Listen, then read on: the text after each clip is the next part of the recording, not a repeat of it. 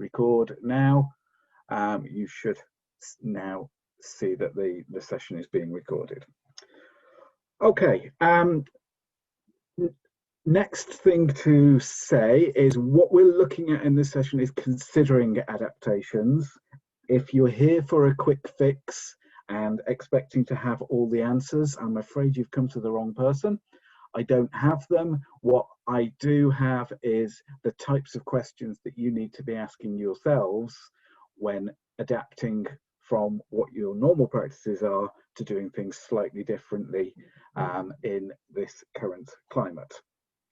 So we've got a lot to cover in doing that. So I'm just going to move on to the next slide. Hopefully, if I can get it to move. There we go. So that's a list of what we're covering. Each of those is a heading in upcoming slides, so I won't go through that line by line, but just that's the managing your expectations for the session that's coming up. Okay, so obviously as Open Awards, we are regulated by Ofqual for our qualifications, with the exception of access to HE diplomas, where we're regulated by Quality Assurance Agency, QAA. Both of those regulators have made it clear that there will be no centre assessment grades this year. So we're not going to be doing estimations, we're not going to be asking you to send ears through to us. For those of you that haven't got a clue what I'm talking about, that's just an acronym that we use that we made a bit of fun of for submissions of information for last year. What they have asked, what the regulators have asked, is that each centre, each provider should mitigate disruption to teaching, learning and assessment by adapting the way that those elements are dealt with.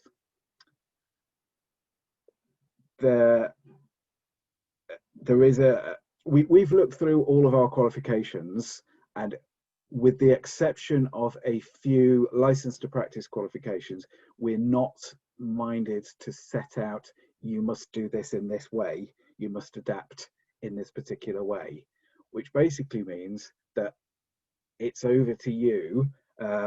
We don't feel that we need to do anything as a kind of central approach. We don't feel that we need to have a sort of a diktat that things need to be done in a certain way, because of the variety of the types of centres and the types of learners that you all have.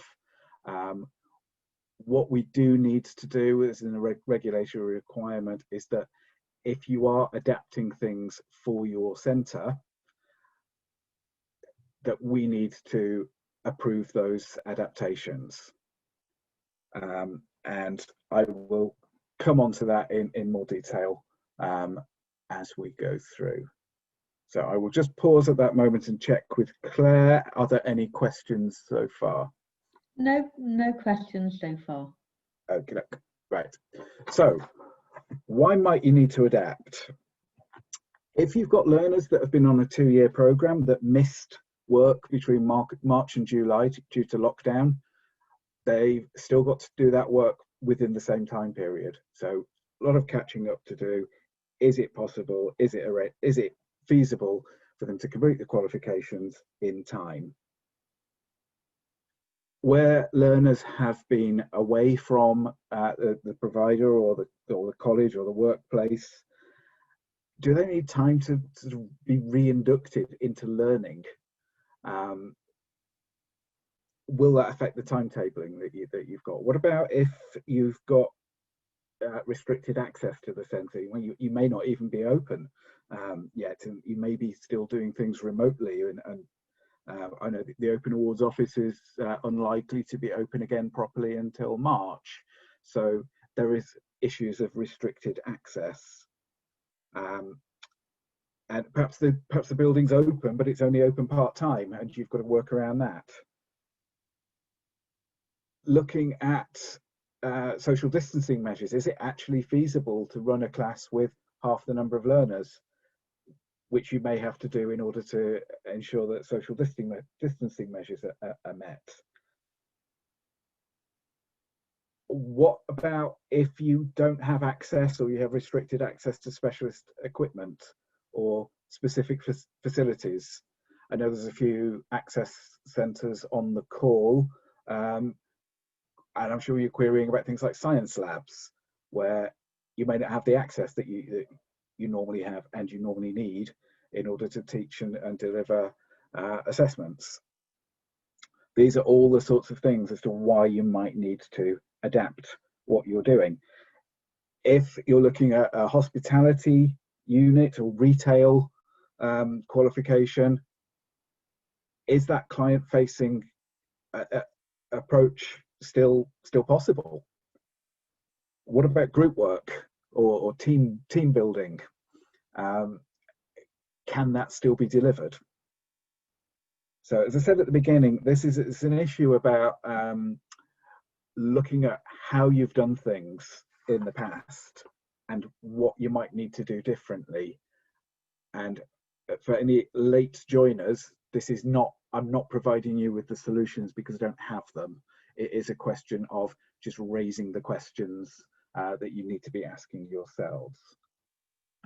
So moving on to the definition of what an adaptation is, we've got it down to 3 main points, which is any changes in what you normally deliver, any changes from the way you normally deliver, and any changes from the way you normally assess. So in terms of what you normally deliver, it may be worth looking at the qualifications that you are offering and seeing whether they are still valid in given any lockdown restrictions, looking at the units that you're offering and seeing whether they're the right units, whether there are things that you can do slightly differently. The majority of the open awards qualifications have many optional units. It may be that the program that you normally deliver needs to be tweaked slightly. There may be specific units that can't be done, or it's such a fudge to do them and to get the evidence that it's really missing the point of what you want to do for those learners. There may be issues with timetabling and the duration of the course. You may decide that you need to do a unit that involves some hands-on right at the beginning when you're not locked down, in the fear that you might be in the future and may not be able to teach and have that unit assessed. And the duration of the course, you may feel that you want to do things quicker or you need to do things slower. I don't know. Every course is different and every group of learners is different. So it's just, again, it's raising the questions to ask yourselves. In terms of the way you normally deliver, I've got 3 different areas on there. You may be completely on site normally, if that site's closed, or restricted access. Do you move to blended, so there's some of it online and some of it on site, or do you go completely remote? Again, it's up to you, and I'll come on with the kinds of questions later on that you need to be asking yourselves about that. If you are doing things remotely, would you have live sessions that learners have to dial into at a specific timetabled session, or would they be recorded and they can access them in their own time? Issue again about group sizes, whether if you can't go into a classroom, does that mean you can work with more learners, or does it mean that because of the support you can give isn't as good, you'd rather have smaller sizes than what you usually do? And then questions about adaptations to the way you normally assess. Essentially, if you are mainly looking at paper-based assessments, is there a way they could be turned into digital so that you don't have to have pieces of paper on site that learners have to access? in order to get the assignments? Did they have to post things through to you? Is there any way that things can be done digitally? Depends on the course, depends on the learners, I get that, but it's a question to ask yourself. In terms of online assessments, the exam environment is something that we are very keen to make sure we've got centres as tightly controlled as possible to make sure that they are done in the conditions that the assessments need to be done in. And we are in the final throes of finalising guidance on remote invigilation for controlled assessments for a wide range of qualifications that we offer. And one area that I've put in at the bottom here that doesn't seem to be written large in a lot of the guidance documents that I've read is about evidence requirements. Because one thing that became very, very clear last year when we were looking at adaptations is that there was a lot of paperwork in centres that we couldn't look at. You were providing rationales based on your experiences for of the learners for your estimations, which is absolutely fine and valid for last year. We can't do that this year. So without your judgments on estimations and calculating grades, we'll need to see the evidence. If that's locked in a centre, we can't see it, there is a danger that we can't sign off your learners. There's a danger that your internal quality assurer may not be able to review the evidence. So just a question there about what the evidence requirements are going to be, whether it can be done as digital documents or video recordings as evidence. It's something that you just need to be mindful of. Any questions, Claire? Yes, we've got a couple. James has asked, obviously, for his centre, it's going to be nigh impossible to catch up on the lost time. I've suggested that he takes this offline and we can discuss it with individual centres and the LQR in the first instance, if you're still feeling this way. There's a Stephen, I think it's Stephen anyway, regarding digital submissions, is it acceptable for students to sign the cover sheet of the assignment, e.g. fully typed name plus student number? As in, I'm expecting not to have a signature.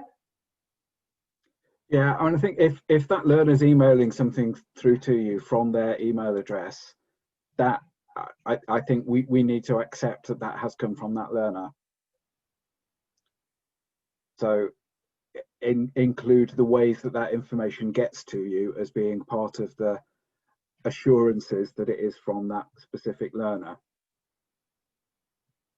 Yeah, I think if centres have their own learners' email addresses as well, that's another way of doing it as well. Yeah. We've also got two that are very similar. They want to know if they're currently delivering a diploma over 2 years. There's no way they'll meet the requirements for the diploma. Will they be charged for just going ahead with the certificate, which is more realistic? There wouldn't be a charge for changing the size of the qualification, but again, if it's an adaptation, what we would do is ask you, because everything is so hot off the press and it's still changing from Ofqual and QAA, we haven't finalised our forms yet for you informing us of changes you want to make. But what we will do in terms of that, I'll get that out and run one of these sessions again with more detail about that specific process. What we would do is link you to your LQR to look at how you're delivering and whether there is any alternative units that you could use. Without knowing the details of the qualification, I can't really say one way or the other, but there is a requirement from DFE that we should as best we can, not reduce teaching time and look at what we're asking you to assess and how it's assessed, so that the content and the learning is covered, as long as we can be assured that they know their stuff.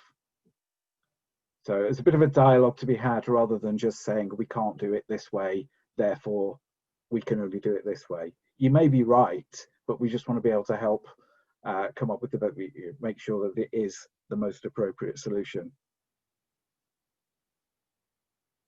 Okay, there's no more questions, Richard. Okay. All right, that's fine. Let's just move on. So a lot of this is about going digital. Instead of having things face-to-face, on-site, paper-based assessments, doing things slightly differently. And there's a great document from JISC, which I've stolen this from, which has got these 5 different areas of digital engagement. I have included later on in the slides the link to that document, and the slides will be shared with you later. So I won't go into that in more detail, but just to say there is no right or wrong way of doing things. It's what works for your centre and your learners. So the passive approach is the majority of things are set up to be face-to-face, and the immersive is potentially you never meet your learners face-to-face. There's no paper at all, everything's done online, and there are stages in between on those different types of digital learning, or digital engagement, or digital experience, as JISC referred to it as. So that was all I was going to cover on that. Need to go into more detail about when you're making your considerations about adaptations. After all, that is pretty much the title of this session. So we've categorized it in 5 different areas of considerations you need to make. The first one, and to me possibly the most important one for you as centres, is the overall objective of what you're doing. Because think about why you're offering the qualification or course to your learners, and keep that at the forefront of your thinking for everything else that you consider. Because what we don't want to do is say, oh, I've learned how to do Zoom now, so I'm going to do everything on Zoom. If it doesn't work for your learners, there's no point. There's no point drifting from your key purpose just because you can adapt in that way. It's got to be workable. But you need to look at the course content, delivery plans, and assessment arrangements and see if they are fit for purpose, and whether any adaptations would affect the overall objective. If you're feeling that the only thing you can do is tear it up and start again, then your LQR can help you to try and find alternative solutions, because there are so many different options throughout all of this, which is why we can't just say, do it like, you have to do it like this now. It's not appropriate to even think that we could do that.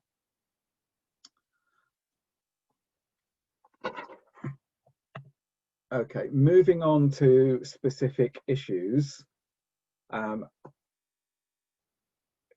This relates to what you know now.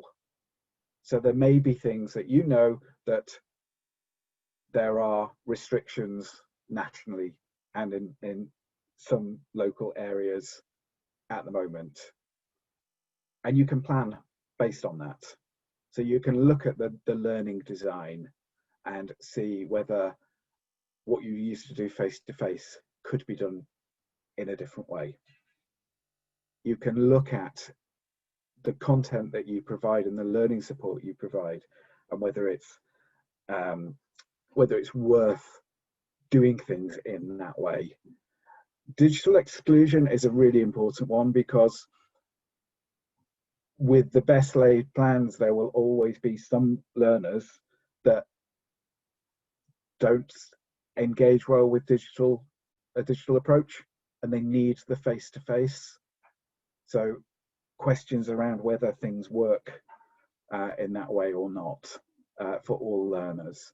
There are special considerations that extenuating circumstances that we will consider later on, but they should really be the exception rather than the rule. If all of your learners would be excluded from learning what and being able to assess complete assessments in the way you're proposing to adapt, it's probably not the right adaptation for your course. Staff capabilities and confidence is also important. It's not just the learners that need to know and need to feel confident in what they're doing. Staff as well. I was reading a report which was talking about a 2-hour class, of which 35 minutes was taken up by the tutor trying to find the workbooks that they needed to use online. Now, that's a terrible experience for the learner, but the member of staff who's got this down to a fine art in the classroom must have felt absolutely dreadful because they weren't able to do what they needed to do with the adaptation that had been put in place. So again, what support have you got for your staff if you are changing things? And the learner and staff well-being, everybody's pretty much on their own if you're dialing in to an online session. And online safety, which is not just about spam filters and firewalls, but also if you are a tutor and you've got a group of students with medical conditions, one of them has a medical emergency, let's say an epileptic learner has a fit whilst you're teaching on Zoom. What do you do?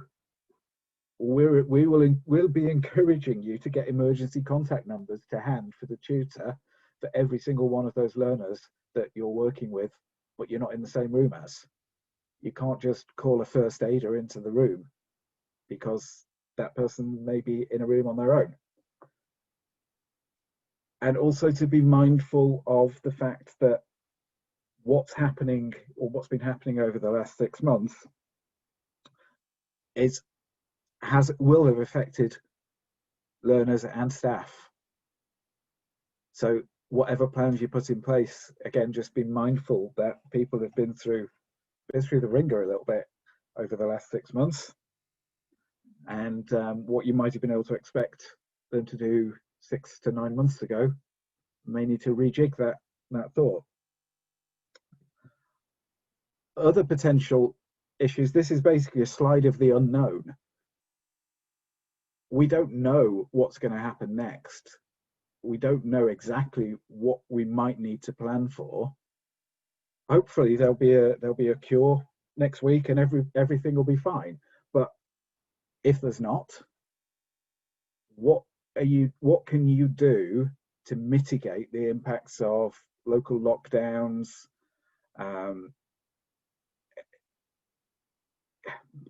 issues that you don't quite know yet what they might be? I've put in there at the end, making learner evidence available for the EQA, because obviously for EQA, for external quality assurance, because obviously without evidence, if we're not estimating anything, we're going to struggle to sign learners off, and that's not what we are. It's not what we want to do. We want to make sure you're planning to make sure that evidence is being collected and it's being made available in a format that we can sign off. We have created a SharePoint folder for every single centre, and we're more than happy for you to use that as a repository for learner work, whether it's to go to the LQR for verification or just making use of that site as an online store. Obviously, if you're doing the latter, speak to your LQR beforehand, and we also need to be mindful of GDPR and making sure we're not keeping anything that we shouldn't have access to. So, okay, any questions, Claire? Yes, there's a couple of questions. Isle of Man's not in lockdown currently. Can we aim to propose adaptations in a plan and submit for approval as in plan ahead? I think if anyone's in that situation, just send them through to their LQRs and we're happy to discuss and hopefully approve. Yeah, I mean, sorry, just to add to that, Claire, what's really important is if you, and I haven't actually said it, so thank you for the prompt. If you can carry on as normal, then do so. That's the first and foremost. Should have said that right at the beginning. So if you're not in lockdown, you don't have to do anything differently, but other than plan for a possible lockdown in the future. Okay, we've got Sue as well, who has asked any thoughts about prisons. Currently no face-to-face, no digital teaching possible. She's about to use learning packs sent out to the wings. Okay, no, I don't, unfortunately, have any solutions for that. I'm not 100% sure as to where we're up to with prison education at the moment. It depends on, it seems to depend on individual sites and individual estates. Obviously the postal service still works, so we can still have paperwork going backwards and forwards, but that is an issue that is not something that I'm going to be able to come up with any ideal solutions for at the moment. But let's keep a dialogue open and we'll see what we can do together. Okay, no more questions, I don't think. I'll just wait a few minutes because last time I said no more questions, I had one come through straight away. Okay. No more questions. Right, let's go on to the options then. So you've looked at your overall objective, you've looked at specific things that are affecting you now, you've looked at what might come your way. What can you do about it? Well, the options could include what you deliver and what you assess.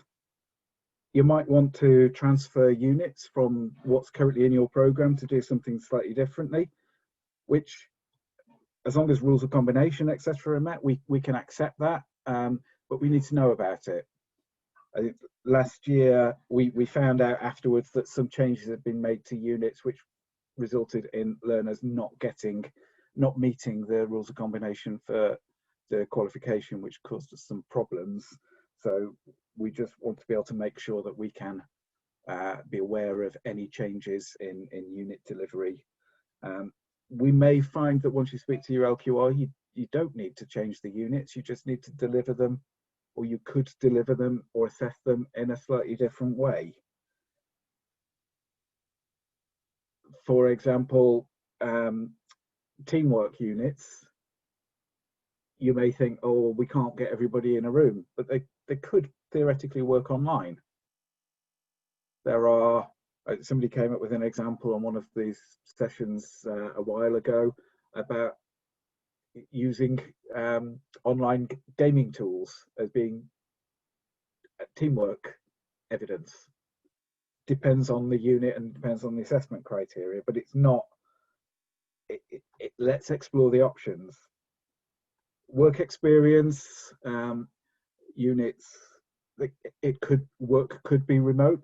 The world of work has changed dramatically, or it may be that the assessor just doesn't need to be in the workplace. They can review what's happening via a webcam or FaceTime on a phone or whatever. You may want to look at when you deliver and assess. You may want to change the order you deliver things in. You may want to extend the course run or just change the way you deliver completely. there's a possibility you could link similar units together. So you can cover parts of 2 or more units through one assessment task. One of these sessions a couple of weeks ago, we covered that to reduce, I think it was entitled Reducing the Assessment Burden. There's a link to that webinar on the website. Essentially be in the same place as the link to this website when this is sent through. Reducing the assessment burden on your learners doesn't just benefit the learners, but it's also less marking. So it's basically worth doing if you can make sure that the assessment criteria are all met. So we're asking you to come up with the options. Our role then is to consider the risks. So if you're proposing an adaptation that won't be suitable for all learners, and there needs to be special considerations, how would you manage that? If you've got 10 learners on the course and the adaptation you've come up with means that 9 of them can't do it, that's not going to work. A special consideration should be exception rather than the rule. If you're doing things completely differently, will that affect the outcomes for past and future cohorts? Does it make it easier or harder? What about how that links to other centres that are not offering adaptations? That's something that we need to look at. And we're mindful that we don't just have one centre that delivers a qualification. We've got many. We need to be mindful from an awarding organisation point of view that we don't agree so many completely different adaptations that there isn't a level playing field. We need to make sure that a learner would achieve the same result regardless of which centre they're at. So we may get a few centres together once we get some requests for different adaptations to try and streamline and standardise the way things are being done slightly. But until you come up with the options, we don't know whether that's necessary or not. And ultimately, anything that would increase risks to the validity and reliability of a qualification, we're going to struggle to agree. So we are going to be setting up these procedures for proposing adaptations over the next few weeks. We will do one for access to HE, which I think we're planning to do on next week on the 5th of October. We're still waiting for final guidance from Ofqual, but as soon as we get that, we will do something for our Ofqual provision. There may be, as we did in the early summer, slightly different arrangements for different types of, for different qualifications, depending on what we can and can't accept. I've done quite a bit of research in putting this together. It's a new area for all of us, changing to adapt delivery and assessments more or less overnight and trying to get it right. So again, you will get a copy of the slides. There are links in there to all of these documents. The first 2 are basically the rules for Ofqual and the rules for access, and the rest of it is sort of background information and interesting thought pieces that I found quite useful.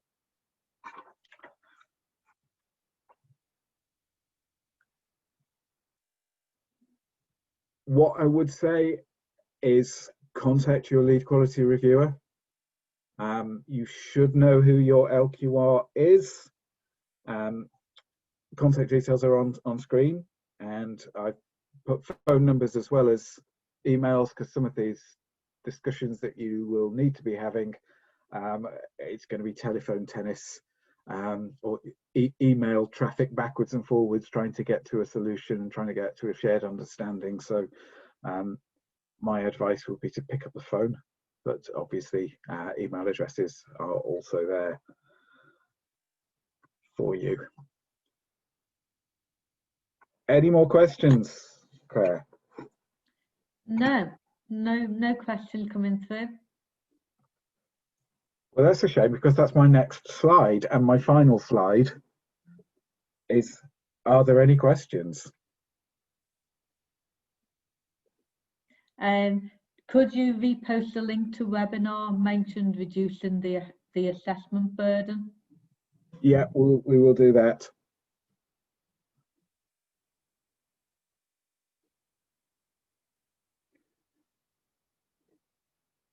Nothing else?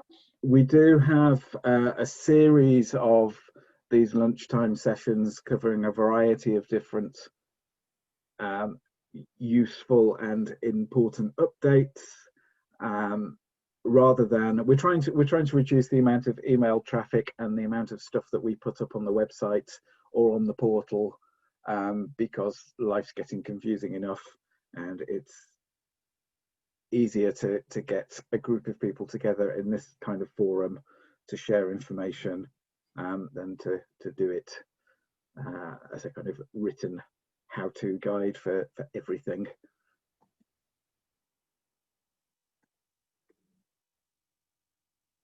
Okay, I've had a couple of thank yous coming through. Okay, that's good. Thank you. Thank you back.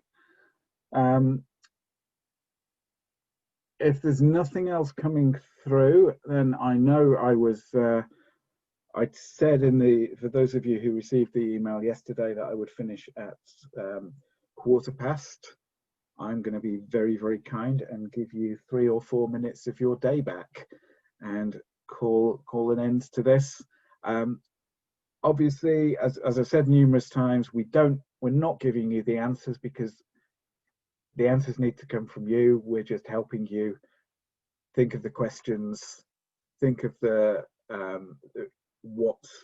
just an idea of what you need to think about before you rush headlong into doing something different.